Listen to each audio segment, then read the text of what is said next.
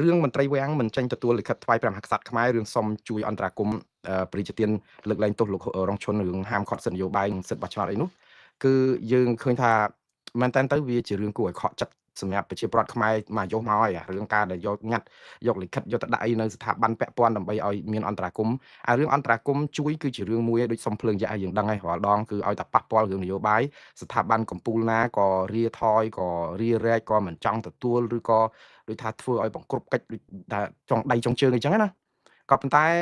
រឿងដែលគួរឲ្យរកម្មចិត្តនិងខកចិត្តមួយហ្នឹងគឺថាតើក្រសួងព្រះបរមរាជវាំងឬក៏ខុទ្ទកាល័យព្រះបរមរាជវាំងខាតបង់អីសម្បើម្លេះនៅពេលដែលគ្រាន់តែទទួលញត្តិប្រជាពលរដ្ឋដើម្បីឲ្យគ្នាអស់ចិត្តដោះស្រាយមិនដោះស្រាយគឺជារឿង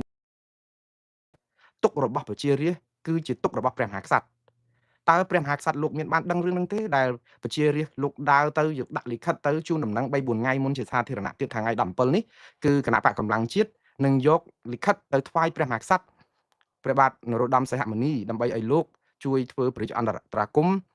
លើកលែងទោសរងឈុនដើម្បីផ្ដល់សិទ្ធិនយោបាយសិទ្ធិឈរឈ្មោះបោះឆ្នោតសិទ្ធិនិយាយស្ដីជាសាធារណៈនិយាយទៅគឺសិទ្ធិចូលរួមក្នុងជីវភាពនយោបាយដែលជាសិទ្ធិស្របច្បាប់ធានាដោយរដ្ឋធម្មនុញ្ញហើយត្រូវបានរដ្ឋាភិបាលកម្ពុជ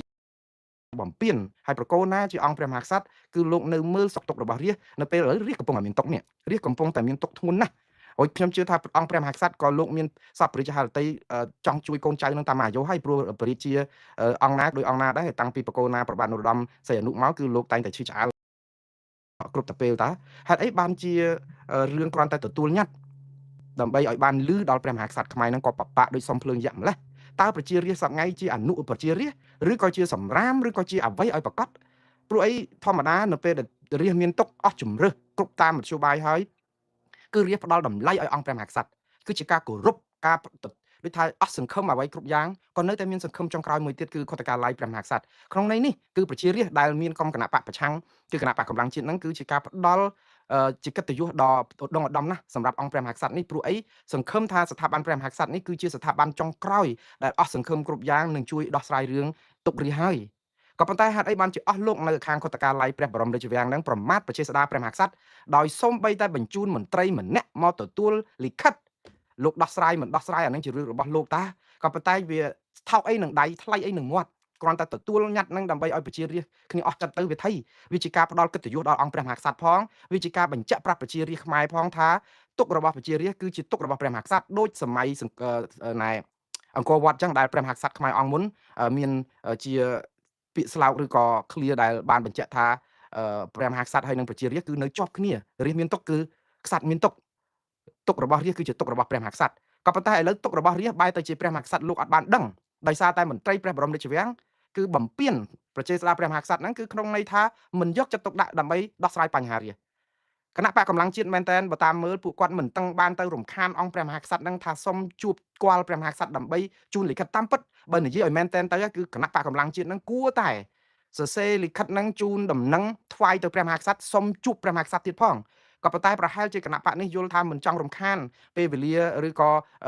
ព្រះមហាក្សត្រខ្មែរព្រោះព្រះអង្គទើបតែយាងមកពីព្យាបាលព្រះរាជរោគនៅឯទីក្រុងប៉េកាំងអាចត្រូវសម្រាប់ប្រកាយអីមួយរយៈសិនទៅអញ្ចឹងចង់តែយកលិខិតនេះត្រឹមតែជូនខុទ្ទកាល័យព្រះបរមរាជវាំងដើម្បីឲ្យបានទទួលវាយស្លាកបោះត្រាត្រឹមត្រូវឲ្យសមស្របទៅហើយយកទៅថ្វាយព្រះករុណាព្រះបាទនរោត្តមសីហមុនីឬក៏មិនថ្វាយគឺជារឿងរបស់ខុទ្ទកាល័យរបស់ព្រះមហាក្សត្រក៏ប៉ុន្តែគ្នាទៅត្រៀមរៀបចំគ្នា30 40នាក់យកទៅដោយសន្តិវិធីដោយផ្ដាល់កិត្តិយសដោយផ្ដាល់តម្លៃដោយស្ថាប័នដ៏ឧត្តមឧត្តមមួយនេះទៅដល់មាត់ទ្វារហើយគឺគ្មានមន្ត្រីណាមកទទួលយកងាត់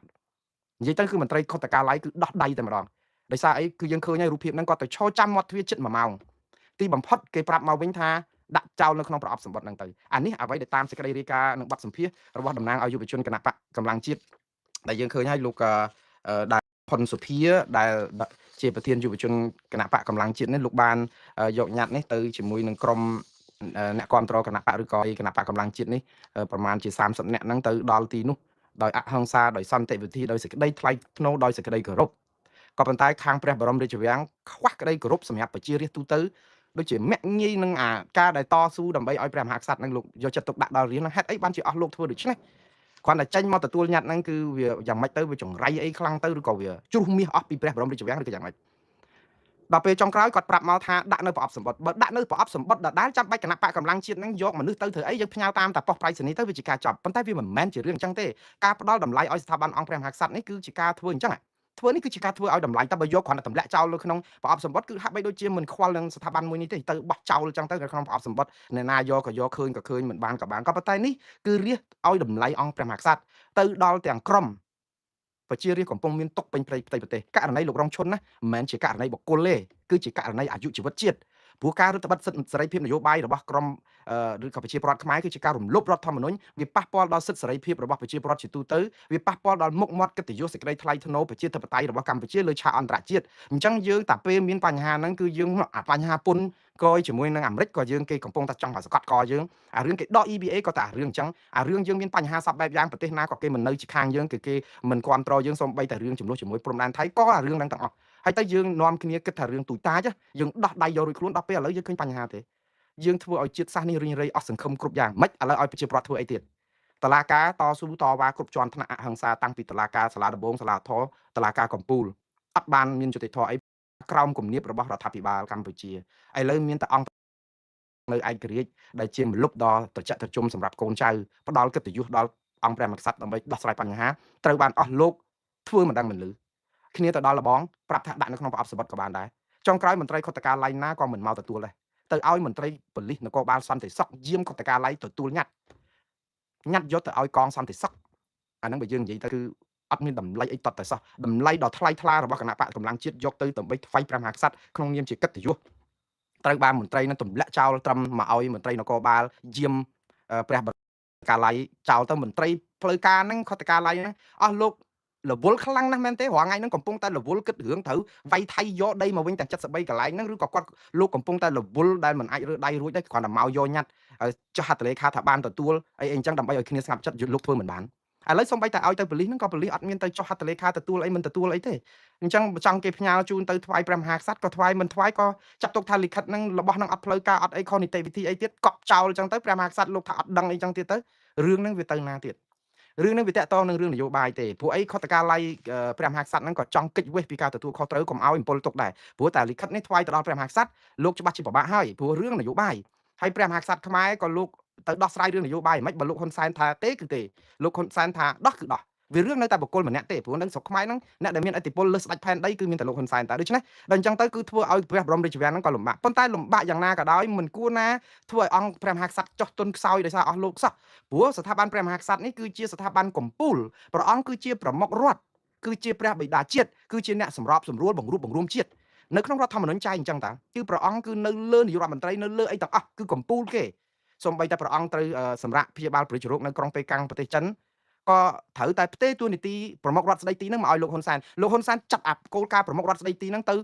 បើរវល់ទៅដោះលែងលើកលែងអ្នកទោសជាប់ទោសពីបទគ្រឿងញៀន1គីឡូជាងជនជាតិបែលហ្សិកដែលត្រូវកាត់ទោសមួយជីវិតណាឲ្យរួចខ្លួនបាត់ឈឹងពេលដែលព្រះមហាក្សត្រលោកមិននៅមកដោះអ្នកទោសគ្រឿងញៀនចេះវិញដល់តែពេលអ្នកទោសដើម្បីប្រយោជន៍ជាតិខ្មែរដោយលោករងឈុនដោយលោកកឹមសុខាកិច្ចគ្រប់គ្នារឿងនេះគឺជារឿងមួយដែលអស់លោកធ្វើទុកបុកម្នេញរាជនេះយូរពេកហើយអស់លោកកំពុងតែគិតថារួចខ្លួនណា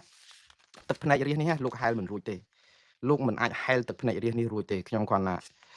លើកប្រាប់ថាលោកអាចបំភ្លេចលើកឬថាប្រជារាជធ្វើបាបគេរាល់ថ្ងៃចឹងទៅប្រហែលជាតែបន្តិចទៅភ្លេចឲ្យព្រៀងកាឡាមកខ្លងមកក៏ប្រអប់ទៅលៀបចុះលៀបឡើងទៅអរគុណថ្វាយអង្គមពោតអីចឹងទៅមិនទេរាជឈឺចាប់យូរពេកហើយបើលោកបង្កឲ្យមានការឈឺចាប់យូរបែបនេះគឺច្បាស់ណាស់គឺ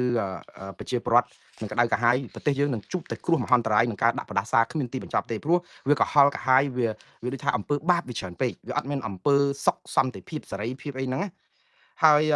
ពេលដែលអ្នកកសែតសួរលោកផុនសុភាថាសង្ឃឹមដែរទេគ្នាចិត្តថាសង្ឃឹមទៅសង្ឃឹមថានឹងបានលឺដល់ព្រះមហាក្សត្រប៉ុន្តែចង់នៅពេលដែលសង្ឃឹមហ្នឹងក៏បានបង្ហាញការខកចិត្តដែរថាអត់មានអ្នកណាសញ្ញេទទួលទេហើយគេថាមកពីអត់ណាត់មុនក៏ថាក៏អត់បានទាំងស្នើសុំជួបព្រះមហាក្សត្រផងគាត់តែមន្ត្រីព្រះបរមរាជវាំងនៅខុទ្ទកាល័យនឹងមកទទួលញត្តិនឹងក៏វិធីគាត់ថាមើលទៅដូចខុសបែបបទរដ្ឋបាលអ្ហ្មិចទេព្រោះអីយកញត្តិដែលប្រជាពលរដ្ឋដាក់មកជាសាធារណៈបែបហ្នឹងខុទ្ទកាល័យគ្រាន់តែទទួលនឹងវិធីហើយចាំបាច់កិច្ចវេះអីឬក៏អើយពិបាកមែនតើបាទឥឡូវនេះគឺរឿងនេះគឺជារឿងរកម្មចិត្តប៉ុន្តែខ្ញុំសូមជូនពរឲ្យលោករងឈុននឹងទទួលបានការដឹងឮពីព្រះមហាក្សត្របើតាមអ្វីដែលមាននៅក្នុងខ្លឹមសារលិខិតនេះខ្ញុំអានខ្លឹមសារលិខិតនេះឲ្យបងប្អូនបានដឹងតិចចុះបើទោះបីជាព្រះ បរមរាជវាំងមន្ត្រីខុទ្ទការឡាយមិនមកទទួលក៏ដោយប៉ុន្តែសង្ឃឹមថាព្រះមហាក្សត្រខ្មែរព្រះករុណាព្រះបាទនរោត្តមសីហមុនីបើសិនជាព្រះអង្គលោកកំពុងគង់នៅក្នុងព្រះបរមរាជវាំងឬក៏ព្រះអង្គអាចមាន Facebook ឬក៏ប្រព័ន្ធផ្សព្វផ្សាយបណ្ដាញតាមសង្គមអីព្រះអង្គអាចតតរឿងនេះនេះគឺជាសារផ្ទាល់ទៅព្រះមហាក្សត្រតែម្ដងដែលខ្ញុំបកករណាដើម្បីឲ្យព្រះមហាក្សត្រខ្មែរលោកបានជ្រាបផ្ទាល់តែម្ដងតាមប្រព័ន្ធបណ្ដាញសង្គមទៅព្រោះបើទៅតាមប្រព័ន្ធស្អីគេហ្នឹងដូចយ៉ាប់មិនងាយទៅដល់លោកទេនេះគឺជាលិខិតរបស់គណៈបកកម្លាំងជាតិដែលសូមក្រាបបង្គំទូលថ្វាយព្រះករុណាព្រះបាទសម្ដេចព្រះបរមនាថនរោត្តមសីហមុនីព្រះមហាក្សត្រនៃប្រជាណាចក្រកម្ពុជាកម្មវត្ថុសូមក្រាបបង្គំទូលស្នើសុំព្រះរាជអន្តរាគមន៍ចំពោះករណីលោករងឈុនយោងរដ្ឋធម្មនុញ្ញប្រជាណាចក្រកម្ពុជាមាត្រា8មាត្រា8មាត្រា34ថ្មីមាត្រា35មាត្រា40មាត្រា41មាត្រា128ថ្មីនិងមាត្រា129ថ្មីនឹងយោងតាមកតិកាសញ្ញាអន្តរជាតិស្តីពីសិទ្ធិពលរដ្ឋនិងសិទ្ធិនយោបាយយោងសាលជាស្ថាពរចុះថ្ងៃទី19ខែមិថុនាឆ្នាំ2026របស់តុលាការសាលាកំពូលសូមក្រាបបង្គំទូលថ្វាយព្រះករុណាជាទីគោរពដ៏ខ្ពង់ខ្ពស់បំផុត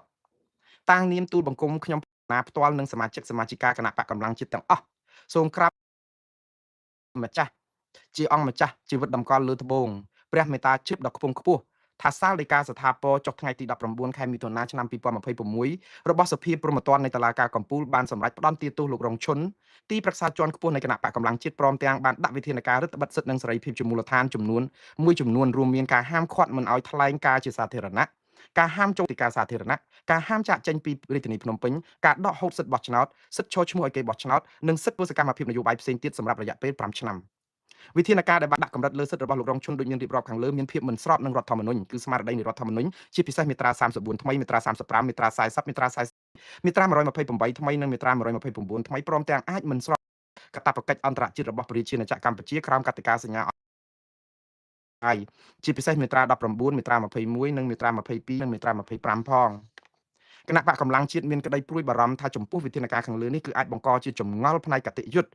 អំពីភាពមិនស្របជាមួយនឹងស្មារតីរដ្ឋធម្មនុញ្ញជាពិសេសពាក់ព័ន្ធនឹងសិទ្ធិនយោបាយសិទ្ធិបោះឆ្នោតសេរីភាពនៃការបញ្ចេញមតិសេរីភាពនៃការប្រមូលផ្ដុំដោយសន្តិវិធីនិងសិទ្ធិចូលរួមនៅក្នុងជីវភាពនយោបាយដែលត្រូវបានធានាដោយរដ្ឋធម្មនុញ្ញនិងកាតព្វកិច្ចអន្តរជាតិរបស់ប្រជាណាចក្រកម្ពុជាតាមខ្លឹមសារនៃមាត្រា8នៃរដ្ឋធម្មនុញ្ញកថាខណ្ឌទី2បានចែងថាព្រះមហាក្សត្រទ្រង់ជាអ្នកធានាឯករាជ្យជាតិអធិបតេយ្យនិងបូរណភាពទឹកដីនៃប្រជាណាចក្រកម្ពុជាទ្រង់ជាអ្នកធានាការពារគោរពសិទ្ធិនិងសេរីភាពរបស់ប្រជាពលរដ្ឋនិងគោរពសិទ្ធិសន្ធិសញ្ញាអន្តរជាតិខណៈដែលមាត្រា128ថ្មីកថាខណ្ឌទី2បានចែងថាអំណាចតុលាការធានារក្សាអនាគតនិងការពារសិទ្ធិសេរីភាពរបស់ប្រជាពលរដ្ឋទោសលោករងឈុនពាក់ព័ន្ធនឹងការជួបសំណេះសំណាលជាមួយប្រជាពលរដ្ឋដែលរងផលប៉ះពាល់ដីធ្លីនៅក្នុងការថ្លែងសន្ទរកថាអំពីស្ថានភាពសង្គមសេដ្ឋកិច្ចនិងនយោបាយការបញ្ចេញក្តីបារម្ភអំពីរណភាពទឹកដីនិងការផ្ដាល់បទសម្ភាសន៍ដោយសន្តិវិធី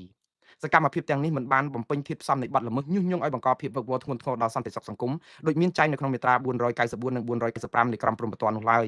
ជាមួយគ្នានេះការរឹតបន្តឹងសិទ្ធិសេរីភាពជាមូលដ្ឋានដែលមានចែងនៅក្នុងសាលដីកាក៏បានបង្កជាចម្ងល់អំពីភាពស្របតាមរដ្ឋធម្មនុញ្ញនិងគោលការណ៍សមាមាត្រនៅក្នុងការដាក់កម្រិតសិទ្ធិនេះផងដែរដោយគោរពយ៉ាងពេញលេញនៅគោលការណ៍ឯករាជ្យនៃអំណាចតុលាការគណៈបកកម្លាំងជាតិពុំមានបំណងស្នើព្រះករុណាទ្រង់ធ្វើអន្តរាគមន៍ចំពោះការវិនិច្ឆ័យរបស់តុលាការដោយផ្ទាល់នោះឡើយក៏ប៉ុន្តែគណៈបកសូមក្រាបថ្វាយបង្គំទូលថ្វាយស្នើសុំព្រះមេត្តាក្នុងព្រះរាជទូតនីតិជាព្រះប្រមុខរដ្ឋនិងជាអ្នកធានាគោរពរដ្ឋធម្មនុញ្ញទ្រង់មេត្តាព្រះរាជទានព្រះរាជតម្រិះដើម្បីឲ្យស្ថាប័នកិច្ចពាក់ព័ន្ធពិនិត្យលទ្ធភាពអនុវត្តនីតិវិធីដែលច្បាប់បានកំណត់ធានាបាននៅយុត្តិធម៌គោរពរដ្ឋធម្មនុញ្ញនិងការការពារសិទ្ធិមនុស្ស